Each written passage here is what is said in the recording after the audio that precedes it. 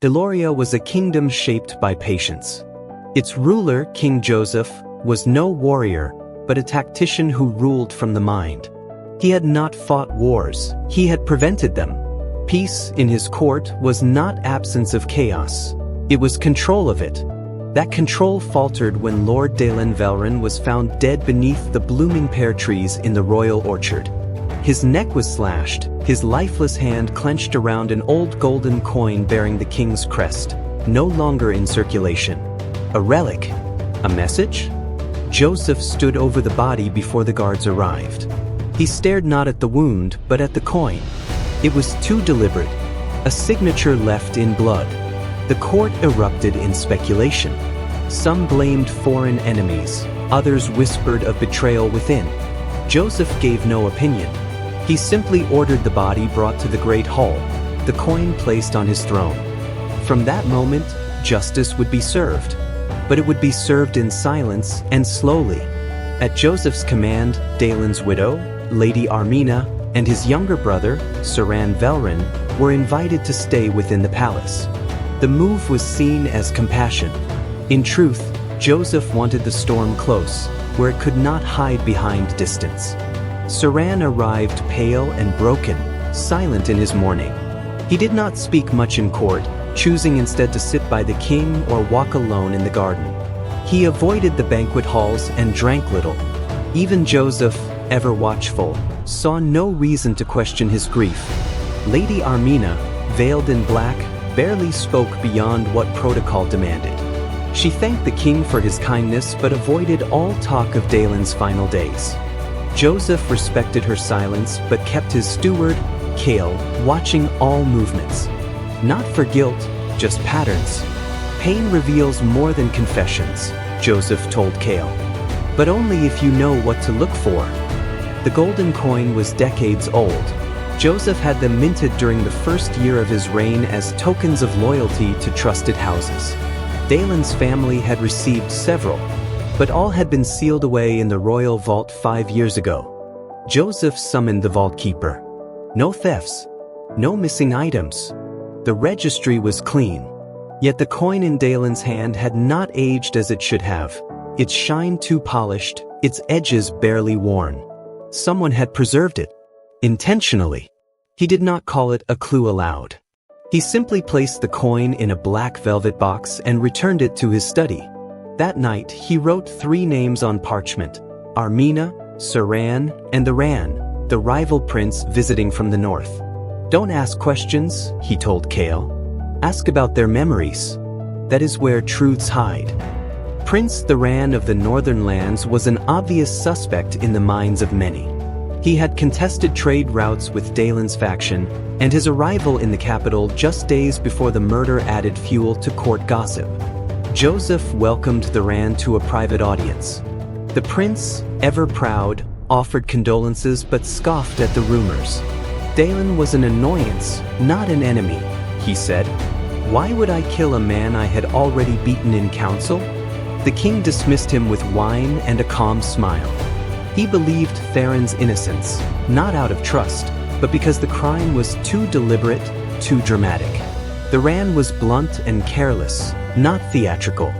I am not looking for a sword, Joseph said quietly to Cale.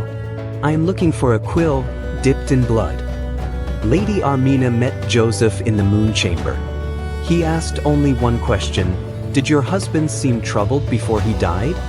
She hesitated. He was quieter. He said he feared someone was using him, but he wouldn't say who. She offered no accusations, no names. Only worry. Joseph believed her. Grief can't be faked so deeply unless one was already broken. She spoke of a letter Dalen had left behind, but it was never found. He burned it, she whispered, said the truth was too dangerous. That night, Cale reported seeing Armina leaving Dalen's old study, but nothing was taken. No documents moved. The room remained untouched. Joseph stared out his window. This wasn't a murder of rage, he muttered. It was curated. The breakthrough came in a ledger. Cale discovered a hidden account among Dalen's old paperwork, payments made quietly to unknown recipients. Some were merchants. Others were names not found in any registry. But the last entry stood out. The coin is prepared. Joseph circled the phrase. Why prepare a coin? And for what purpose? The answer, he guessed, was not in gold, but in the story that gold could tell. He asked Cale to trace the accounts. Not to accuse, but to see where the silver threads unraveled. Someone had planted that coin like a seal, an accusation in disguise. The king knew the killer wasn't hiding in shadows. They were hiding behind someone else's truth. Joseph called for a tradition, the old game of riddles. It hadn't been played in years, but none dared question the king. Let the minds of Eloria sharpen, he said. Let words reveal more than blades. Among the riddles, he slipped in one of his own. What gleams like gold is meant to honor, but stains red when held too long? The court whispered and guessed. Most gave poetic answers. But Saran smiled and said, a crown or a coin? The words hung in the air like smoke. Joseph smiled faintly. The trap hadn't closed, but it had narrowed. Cale returned with final findings, a servant's testimony and a duplicate key. Saran had entered the royal treasury weeks before Dalen's death, using his brother's access, disguised as an errand. He had taken one coin. Just one. Dalen had found out. The ledger showed a meeting the day before his death. An argument. No one knew what was said, but Joseph could guess. Saran didn't want the throne. He wanted to rise in the people's eyes. And what better way than as the loyal brother of a nobleman silenced by the crown? In the grand court, Joseph laid out the truth. The coin, the theft, the ledger. He said nothing of guilt.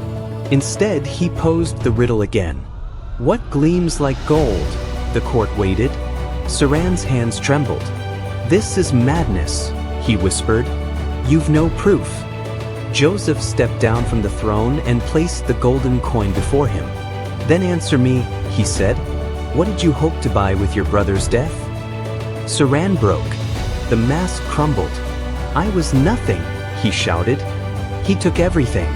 I gave him meaning in death. Silence followed. Saran was not executed. Joseph believed some truths were more damning than death. He stripped Saran of name and title. He would live, but as a nameless man, known only for what he tried to be and failed. The people of Eloria would remember the story, not the man. That evening, Joseph returned to his study. The coin lay on the table, cold and bright. He turned it over once, then locked it away in a small wooden box. Power did not shimmer in gold or blood. It whispered in patience, in silence, and in truth.